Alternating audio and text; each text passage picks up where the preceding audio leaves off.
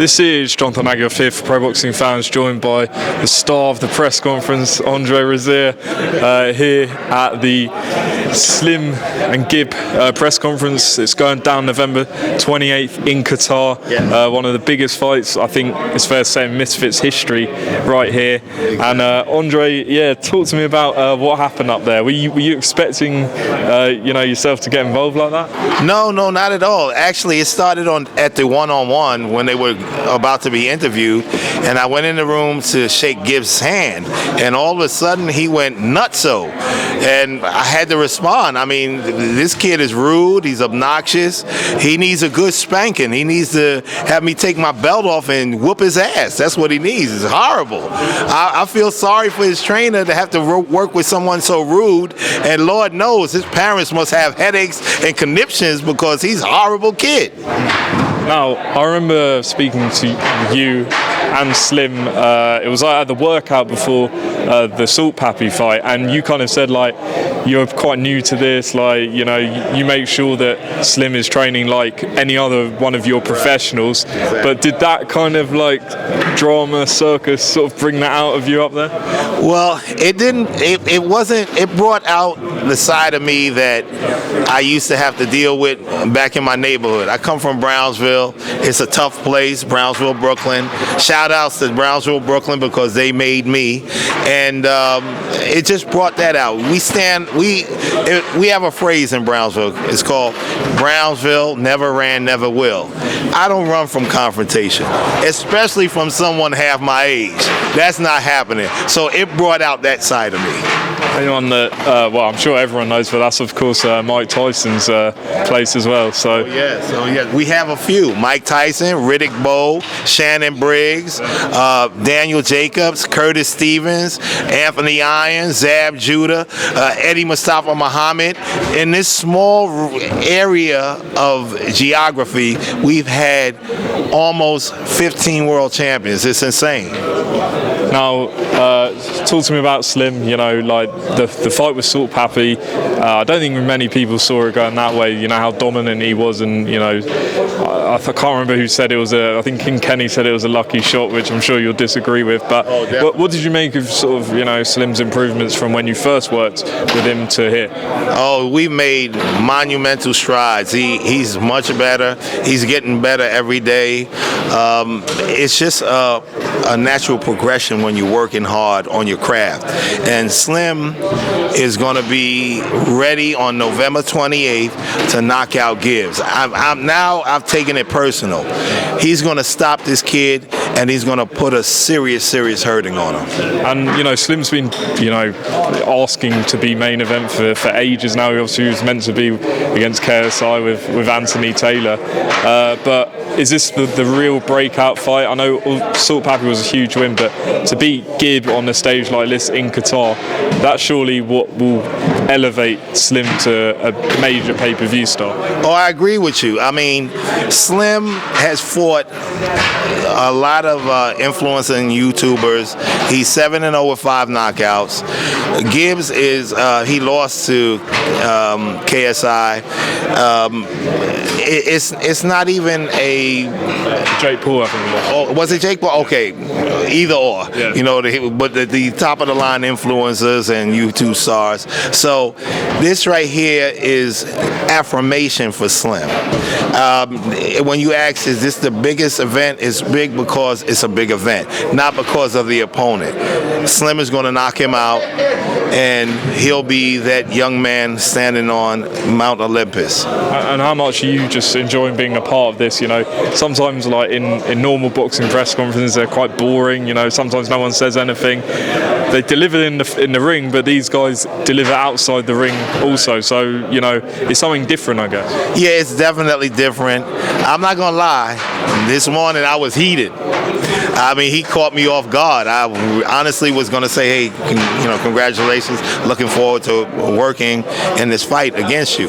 But he came out of the hole like a raving lunatic, and he brought the worst out of me. But the worst out of me is a very, very bad place to be. So he's going to see what it's all about, because I can channel my aggressions against him through Slim, and that's what's going to happen. Just away from this, Andre, tell us who you're working with other than Slim at the moment. Oh, right now, we just, like I told you earlier, we came off a very big win with my nephew, Khalid Twady. He won the WBA Intercontinental title at bantamweight with a sensational performance. And I'm also working with my nephew, Eric Hunter. He was an outstanding featherweight, and his two sons just participated in professional bouts with Danny Garcia's Swift Promotion out in Philadelphia, and they had 2 knockouts there. And Kadeem and Quincy, I'm really proud of them. They're going to be superstars in the future. And I'm also working with a few other fighters. Afandil Castides, I don't know if you remember, he was here. He knocked out Tommy Langford, and he was supposed to fight Saunders. And at that point in time, things didn't work out that way, but he's back on the scene crushing people again. I have Lasha Gupta, his last name is very difficult. He's a junior middleweight, fantastic prospect. I'm not going to forget anybody. Of course, Saddam Ali is coming back. That's my very, very precious world champion nephew. I'm looking for him to be very explosive in his return. He has a fire burning once again, and he's going to command the attention of the professional boxing public. And I mean, there's several others. I could keep going on and on, but right now I'm working with a lot of people, and it feels really good to have the success that we have going on. And Andre, I have to ask you about the big fight on Saturday on Artur Beterbiev becoming undisputed light heavyweight champion. Boxing. Yeah. What did you think of just an elite level fight?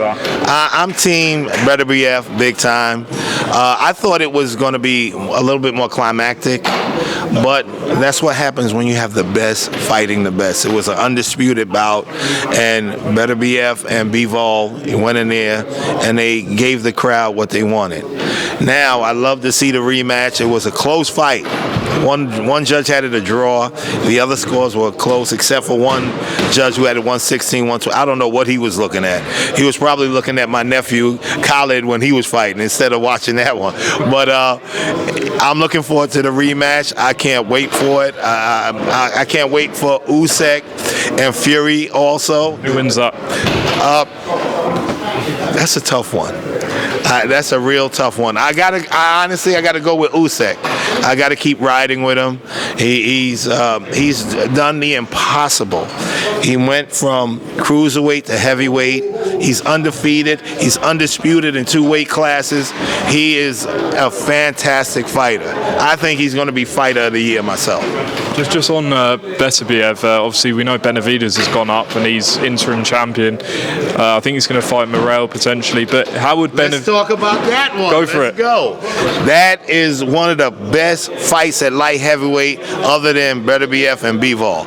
I think that it's going to be mad fireworks in that fight. It's going to be crazy. But I'm moving in the direction of David Morrell. I like his smooth boxing style. He can punch. He has fast hands. Benavidez is a monster. He comes to get you. But I think that David Morrell has enough to short circuit that ability of his. But based on what you saw on Saturday night, some people saying Beterbiev slowed down, given he's almost 40 years old. Do you think Benavidez would beat Beterbiev at the moment? Nobody beats Beterbiev. No one. I don't care if he slowed down 10 miles. That man is he is the Bernard Hopkins of this time and period. Bernard was doing it till he was 50, winning world titles at 45, 46. It's not going to happen. Nobody beats Beterbiev. I'm telling you to say that Uncle Dre said nobody beats him. Nobody beats him. We'll leave it there. Andre, appreciate your time, and we look forward to this big fight November 28th in Qatar. Oh, without a doubt. And remember, Havoc is in the house. We are in the hurt business. Let's go.